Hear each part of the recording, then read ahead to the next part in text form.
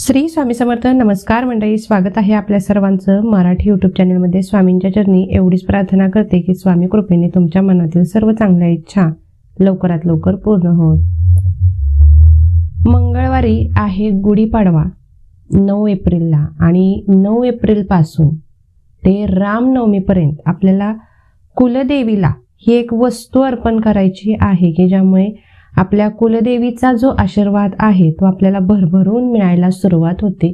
तिची कृपादृष्टी आपल्यावरती राहायला सुरुवात होते आणि यामुळं आपल्या आयुष्यातील ज्या काही अडचणी असतील, म्हणजेच अडकलेली कामे असू द्यात, मुलं न ऐकणे, घरात सतत वादविवाद होणे, आजारपण वाढीस लागणे, ह्या ज्या काही अडचणींचा सामना मनुष्याला करावा लागतो, त्या सर्व अडचणींपासून मुक्तता ही भेटत असते आपण कुलदेवीला ही एक वस्तू अर्पण केल्यामुळे. यासोबतच आपली जी आर्थिक परिस्थिती आहे ती देखील सुधारायला सुरुवात ही होत असते. आर्थिक परिस्थिती देखील खूप चांगली व्हायला सुरुवात होते. आपल्या घराची, आपल्या मुलांची, आपल्या पतीची प्रगती व्हायला सुरुवात होते. ती केव्हा? ज्यावेळी आपल्या हातून आपल्या कुलदेवीची व्यवस्थित पूजा अर्चना व्हायला सुरुवात झाली की आपल्याला हा फरक जो आहे तो जाणवायला सुरुवात ही होत असते.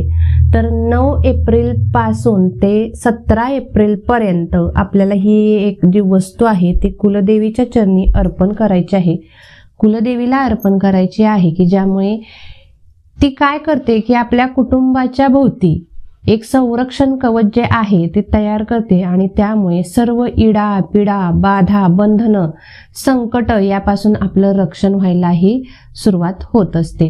तर कोणती आहे ही वस्तू याबद्दलची संपूर्ण माहिती आजच्या व्हिडिओमध्ये मी तुम्हाला देणार आहे, त्यामुळे व्हिडिओ स्किप न करता शेवटपर्यंत नक्की पाहावा. त्याचसोबत जर तुम्ही चॅनलवरती नवीन असाल आणि अजून तुम्ही आपलं चॅनल सबस्क्राईब केलं नसेल तर सबस्क्राईब करा, सोबतच बेल आयकॉनला देखील प्रेस करा की ज्यामुळे असेच माहितीपूर्ण व्हिडिओचं नोटिफिकेशन तुम्हाला सर्वात आधी मिळेल आणि तुम्ही कधीही कोणताही व्हिडिओ मिस करणार नाहीत.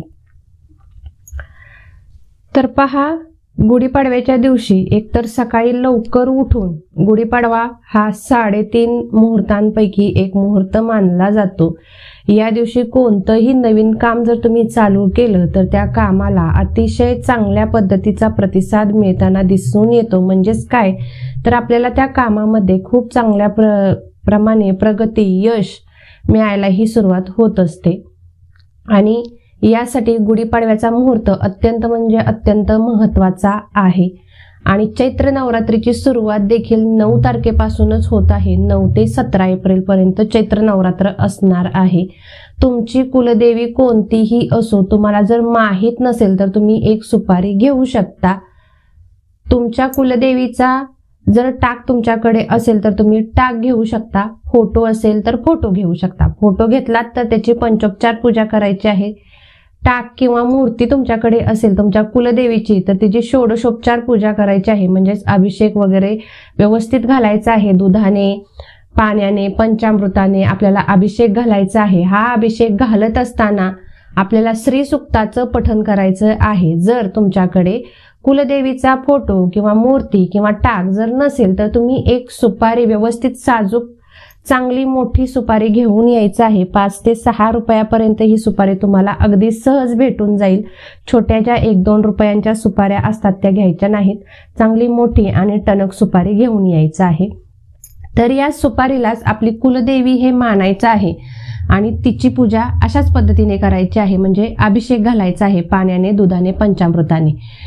जर हे साहित्य अवेलेबल नसेल, म्हणजे दूध आणि पंचामृत नसेल, तर तुम्ही फक्त पाण्याने देखील अभिषेक घालू शकता. श्रद्धा ही खूप महत्वाची आहे. जर तुम्हाला कुलदेवी माहित नसेल तर तरी देखील तुम्ही एक सुपारी घेऊन त्या सुपारीची ओम कुलदेवताये नमः असं पहिल्यांदा म्हणायचं आहे हात जोडून आणि नंतर या सुपारीची अशाच प्रकारे पूजा करायची आहे. आता ही सुपारी असो, टाक असो, मूर्ती असो, काहीही असो, तुमचा हा अभिषेक पूर्ण झाल्यानंतर अभिषेक करत असताना जसं की मी तुम्हाला म्हटलं श्री सुक्ताचं एक वेळ पठण करायचं आहे. हे झाल्यानंतर जे काही तुम्ही घेतलं असेल, मूर्ती, टाक किंवा सुपारी ती व्यवस्थित स्वच्छ कापडाने पुसून घ्यायची आहे आणि नंतर तिला आसन द्यायचं आहे तांदळांचं। 1 मूठ तांदूळ ठेवायचे आहेत आणि त्याच्यावरती आपल्याला टाक किंवा मूर्ती किंवा जी सुपारी तुम्ही घेतली असेल ती ठेवायची आहे। हळदी, कुंकू हे आपल्याला त्या टाकाला लावून घ्यायचं आहे। आपल्या आयुष्यामध्ये आता ज्या काही अडचणी आहेत त्या आपल्याला कुलदेवीच्या समोर बसून सांगायच्या आहेत, बोलायच्या आहेत, व्यक्त करायच्या आहेत। ज्याप्रमाणे आपल्या आयुष्यातील अडचणी आपण आपल्या आईला सांगतो त्याच पद्धतीने ही जी कुलदेवी आहे ती आपली आई असते आणि संपूर्ण आपल्या अडीअडचणी या आपल्या कुलदेवीला सांगायच्या आहेत।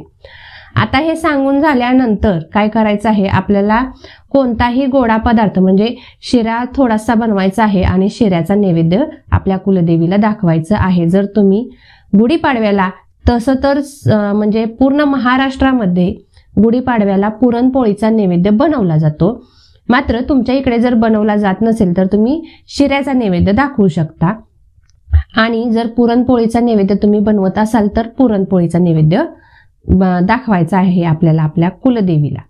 आता हा नैवेद्य दाखवून झाल्यानंतर तो जो टाक आहे तो आपल्याला उचलून घ्यायचा आहे आणि एका डिश मध्ये ठेवायचा आहे। प्रथम तर आपल्याला खाली पाट ठेवायचा आहे आणि त्याच्यावरती डिश ठेवायची आहे, एखादी प्लेट ठेवायची आहे आणि त्याच्यावरती आपल्याला हा जो टाक आहे कुलदेवीचा तो ठेवायचा आहे। असं जर करू शकत नसाल तर तुमच्या देवघरामध्येच तुम्ही काय करायचं आहे, एखादी छोटीशी प्लेट ठेवायची आहे आणि त्याच्यावरती हा टाक ठेवायचा आहे। हा आता कुलदेवीचा टाक ठेवल्यानंतर आपल्याला पहा प्रत्येकाच्या घरामध्ये 24 तास हा न विझणारा देवाचा एक निरांजन दिवा समय ही असतेच असते।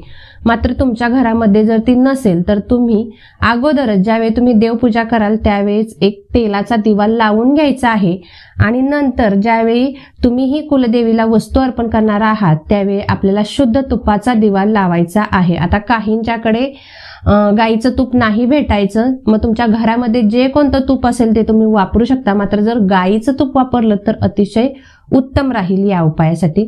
तर आपल्याला कणकेचा दिवा तुम्ही करू शकता किंवा निरांजन घेऊ शकता किंवा समय घेऊ शकता। त्याच्यामध्ये आपल्याला शुद्ध गाईचं तूप किंवा जे कोणतं तूप तुमच्याकडे असेल ते तुम्ही घ्यायचं आहे। घेतल्यानंतर त्या ज्या दिव्या जे काही घेतलं असेल तुम्ही दिवा समय किंवा निरांजन त्याच्यामध्ये लांब वात घालायची आहे। 2 वाती लांब वाती बनवायच्या आहेत आणि त्याच्यापासून 1 वात बनवून घ्यायची। नंतर तिला थोडंसं हळदी कुंकू लावायचं आणि त्या दिव्यामध्ये किंवा समईमध्ये घालून घ्यायची आणि प्रज्वलित करायची। या वातीची जी ज्योत आहे ती उत्तर दिशेला आपल्या झाली पाहिजे अशा पद्धतीने। आणि दोन्हीही दिवा म्हणजे तेलाचा दिवा असो किंवा तुपाचा दिवा असो त्याला आसन द्यायला विसरायचं नाही। थोड्याशा अक्षता देखील त्या दिव्याखाली ठेवायच्या आहेत किंवा थोडेसे गहू ठेवू शकता आणि त्याच्यावरती हा दिवा लावायचा आहे। आता हा दिवा लावून झाल्यानंतर तुम्ही ज्या प्लेटमध्ये आपल्या कुलदेवीचा टाक किंवा सुपारी किंवा मूर्ती ठेवली असेल त्या मूर्तीला आपल्याला कुंकुमार्चन करायचं आहे। कुंकू एका वाटीमध्ये घ्यायचं आहे आणि ते जे कुंकू आहे नंतर आपल्या 5 बोटांच्या सहाय्याने उचलायचं आहे। 1 चिमूटभर कुंकू बसेल अशा पद्धतीने आपल्या 5 बोटांनी उचलायचं आहे आणि ओम ऐं ह्रीं क्लीं चामुंडाय विच्चे असं म्हणत कुलदेवीच्या डोक्यावरती हे अर्पण करायचं आहे। अशा पद्धतीने आपल्याला 108 वेळा ही जी सेवा आहे किंवा हा जो उपाय आहे तो करायचा आहे। हे झाल्यानंतर दिवसभर आपली जी कुलदेवी आहे ती गुढीपाडव्याच्या दिवशी दिवसभर आपल्याला त्या कुंकवामध्येच ठेवून द्यायची आहे। दुसऱ्या दिवशी तुम्ही ज्यावेळी कुलदेवीचा टाक उचलाल त्यावेळी हे जे कुंकू आहे ते दुसऱ्या डबीमध्ये भरून घ्यायचं आहे आणि नंतर ते जे कुंकू आहे ते आपल्या मुलांना, आपल्या पतीला, आपल्याला स्वतःला लावायला सुरुवात करायची आहे। ते कुंकू बाहेरील व्यक्तीला अजिबात लावायचं नाही। तुमच्या घरामध्ये जे काही सदस्य असतील, तुमची जाऊ असो किंवा कुणीही तुमच्या घरामध्ये जे आहे त्यांनाच हे कुंकू लावायचं आहे। ज्या व्यक्ती हे कुंकू लावतात त्यांच्यावरती आपल्या कुलदेवीचं, तुमच्या कुलदेवीचं हे रक्षण कवच हे तयार होत असतं आणि यामुळे तुमच्या आयुष्यातील सर्व प्रकारच्या अडचणी, अडथळे, बाधा, मग ती कोणतीही बाधा असो, संकटे असो, ते दूर राहायला सुरुवात ही होत असते। हा जो उपाय आहे तो काही कारणास्तव तुम्ही गुढीपाडव्याला नाही करू शकला तर गुढीपाडव्यापासून ते रामनवमीपर्यंत तुम्हाला हा उपाय करायचा आहे आणि आपल्या कुलदेवीकडे प्रार्थना करायची आहे की माझ्या घरातील इडा पिडा बंधने संकटे अडचणी या दूर व्हाव्या म्हणून मी ही सेवा करत आहे। ज्यांना शक्य असेल त्यांनी 9 तारखेपासून 17 तारखेपर्यंत रोजच्या रोज अशाच पद्धतीने आपल्या कुलदेवीची सेवा ही करायचीच आहे। आपल्या कुलदेवीला कुंकू हे अर्पण करायचं आहे। आता 9 दिवस ज्या सेवा करणार असतील त्यांनी कुंकू सारखं बदलायचं का, तर नाही बदललं तरी देखील चालेल। तेच कुंकू तुम्ही दुसऱ्या दिवशी सुद्धा वापरू शकता, तेच कुंकू तुम्ही तिसऱ्या दिवशी सुद्धा वापरू शकता। मात्र ज्यावेळी तुम्ही कुलदेवीचा टाक हा कुंकवामधून बाहेर काढाल दुसऱ्या दिवशी म्हणजे आपण ज्यावेळी कुंकवामधून तो कुलदेवीचा टाक मूर्ती किंवा सुपारी बाहेर काढाल त्या दिवशी देखील तुम्हाला अभिषेक हे घालायचंच आहे। म्हणजे 9 दिवस तुम्हाला ज्या 9 दिवस सेवा करणार असतील त्यांनी 9 दिवस आपल्याला कुलदेवीला अभिषेक घालायचा आहे श्री सूक्त म्हणून, आणि नंतर अशा प्रकारेच आपल्याला कुंकू हे अर्पण आपल्या कुलदेवीला करायचं आहे। यामुळे तुम्ही जर 9 दिवस हा जर उपाय केलात तर अतिशय अप्रतिम अनुभव तुम्हाला आल्याशिवाय राहणार नाही। मात्र जर तुम्ही एखादा जॉब करत असाल, कामाला जात असाल आणि अशा वेळी जर शक्य नसेल तर कमीत कमी 1 दिवस 9 तारखेपासून 17 तारखेपर्यंत एकदा तरी तुम्ही हा उपाय नक्की करा। तुमच्या मुलांचं या कुंकवामुळे अक्षरशः खूप दोष म्हणजे नवग्रह दोष हे नष्ट होतात, आपल्याला पितृ त्रास होत नाही, आपल्याला वास्तुदोष हा जास्त प्रमाणामध्ये त्रास देऊ शकत नाही, त्याचप्रमाणे आपल्याला कोणत्याही व्यक्तीची कधीही नजर लागू शकत नाही। एक जे आपण म्हणतो ना संरक्षण कवच हे आपली कुलदेवी आपल्याला प्रदान करत असते आणि त्याच्यासाठी ही सेवा करणं अतिशय गरजेचं आहे। आणि सगळ्यांनी करा, प्रत्येकाने आपल्या कुलदेवीला हे चिमूटभर कुंकू नक्कीच अर्पण करा, तुम्हाला खूप चांगले अनुभव आल्याशिवाय राहणार नाहीत। क्षमा असावी, व्हिडिओ थोडासा मोठा झालेला आहे त्याबद्दल।